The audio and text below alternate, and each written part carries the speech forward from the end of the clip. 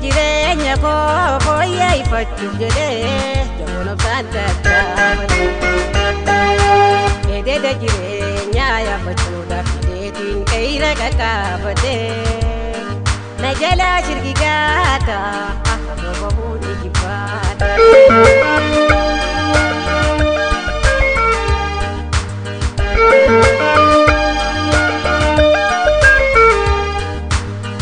الدنيا تنلا لا ميولو في جدوسي أكاني ملمانا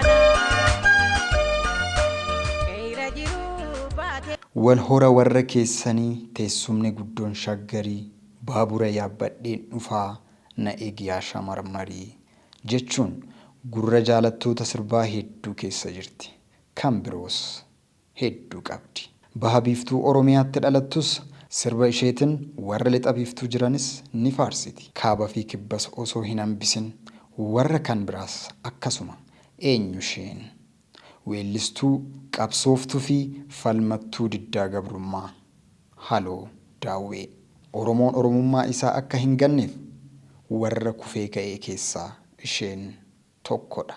Qabsoo Oromoo irratti ibidda qabsiisaa kan turte haloon bara 1954 Dirridawaa irraa gara baahatti ardaa biyyoo awwaallee iddoo bishaan bahe jedhamutti abbaa ishee obbo Daawud Abdallaa Alii fi haadha ishee aadde Faaxumaa Hasan irraa dhalattee daa'imummaa isheen gara Dirridawaa imaluun qabsoo Oromoof of kennuun artiitti makamte. Sirnoota darban keessatti dhiibban afaan Oromoo irra gahu hojii artii kana keessa akka seentu ishee taasise.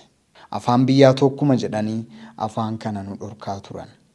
Kanaafan ani immoo afaan kanaan weellisuuf weelluu eegalee jetti. Afaan Oromoo kun raadiyoo cabsa jedhu. Ani immoo mee akkuma inni cabsuun ilaala jedheen sirbatti seenee keessatti guddadhe. Dhiibban yeroo sana tures haalan cimaadha. Yeroo jettus dhagahamtee turte. Artisti Haloo Daawwee gargaarsa weellistoota gameeyyii yeroo sana turan akka Alii Shabbooffaatiin baandii biiftuu biyya keenyaa jedhamutti makamuun hojii muuziqaa ishee eegaluun weelluu ishee jalqabaa barannee wal barraa ni barraa walirraa jedhu baaste. Sanaanis baay'ee jaalatamte. Kunis akka weelluu itti fuftuuf haamilee ta'eefi. Weellistoota gameeyyii kanneen akka Alii Shabboo, Adam Haroon, Kadir Said waliinis akka hojjette himama. Kaaseetti ishee jalqabaa mata dureen isaa duraa duuba bareeda naannoo jedhu irratti sirboota 10 baastee sunis haalan ishee beeksise. Haloon walumaa galatti kaaseetta 23 kan hojjette yoo ta'u kaaseetta 10 qofaa ishee 13 immoo namoota biroo waliin hojjettee jirti. Yeedaloo fi walaloon sirboota ishee Maammad Qopheeffa'iin hojjetamaa ture.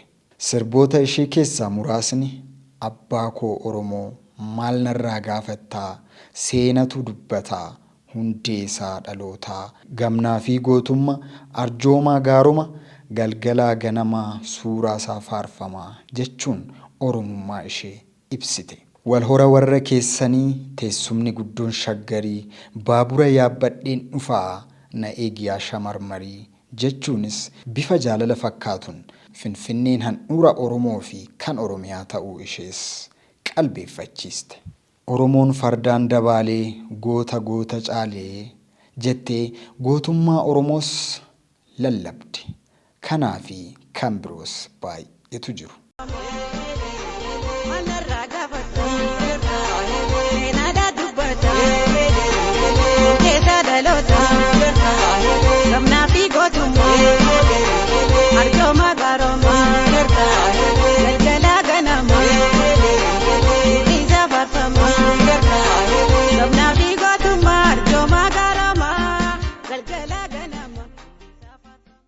Bara 1969 gaafa yeroo jalqabaaf artiistonni Oromoo Oromiyaa iddoolee garaagaraa irraa magaalaa Finfinnee galma tiyaatira biyyoolessaatti agarsiisa aadaa Oromoo agarsiisuuf walitti dhufanitti Haloonis Oromiyaa bahaa warra bakka bu'an keessaa takka taate Alii Birraa faa'iin durfamuun achitti argamtee muuziqaa ishee haalan dhiyeessite.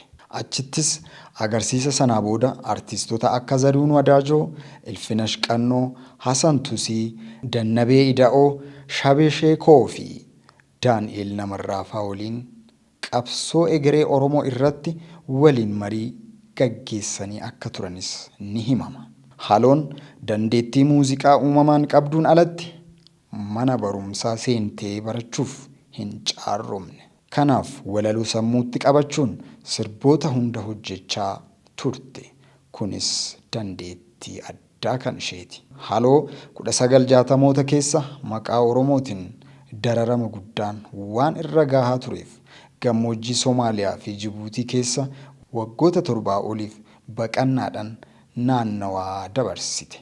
Bara mootummaa Adowaawis waggoota 2 mana hidhaatti dabarsitee jirti. Waanumaan afaan Oromoo sirbuuf qofa ati abaa'oodha naan jedhanii na hidhan jettees dubbattee turte.